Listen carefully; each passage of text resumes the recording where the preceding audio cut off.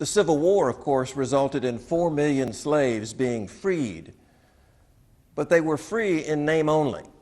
When you think about it, those millions of former slaves that were called freedmen during and after the Civil War had no land, had no money. In many cases, they had no education. They were illiterate. So they were freed from slavery, but they were hardly self-sufficient.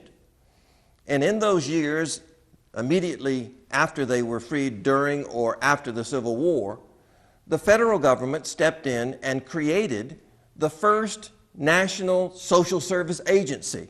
It was called the Freedmen's Bureau, and Congress created the Freedmen's Bureau in 1865 specifically to assist the former slaves in their transition to freedom. The Freedmen's Bureau operated under the auspices of the Department of War, and it was organized in the former Confederate States to provide a variety of services and assistance to the former slaves. It provided food to the slaves. After all, many of them had no land, they had no work, they had no money, they had no way of literally putting food on the table. So the Freedmen's Bureau distributed rations to the former slaves. The Freedmen's Bureau also provided education in the form of schools and colleges that were founded in the years after the Civil War to serve the freed slaves. In addition, the Freedmen's Bureau provided economic assistance.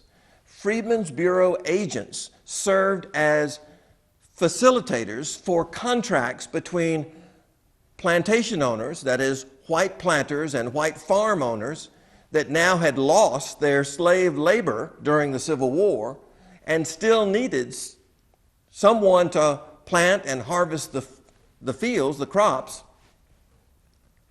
And so the Freedmen's Bureau agents served as facilitators to negotiate contracts between white landowners and the former slaves who now were working for wages, and the Freedmen's Bureau helped protect those former slaves from being manipulated or taken advantage of by the white landowners.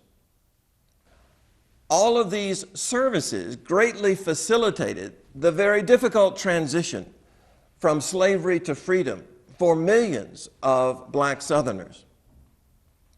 Unfortunately, in 1872, the Congress decided to abolish the Freedmen's Bureau, even though the needs of many of the former slaves remained acute, and the services and institutions that the Freedmen's Bureau had provided were crucial to the future of these new black citizens in the southern states. Why did the Congress eliminate the Freedmen's Bureau, especially since it had been doing such good work for over 7 years? Well, largely because Northern sentiment, and especially in the Congress, had grown tired of the expense and the effort of supervising Reconstruction in the post-war South. The Freedmen's Bureau just fell victim to a broader sense that Reconstruction was too costly, it was too distracting, and people in the North had grown more interested in things like expansion westward and economic issues than they were in continuing to pursue nation building in the former Confederacy.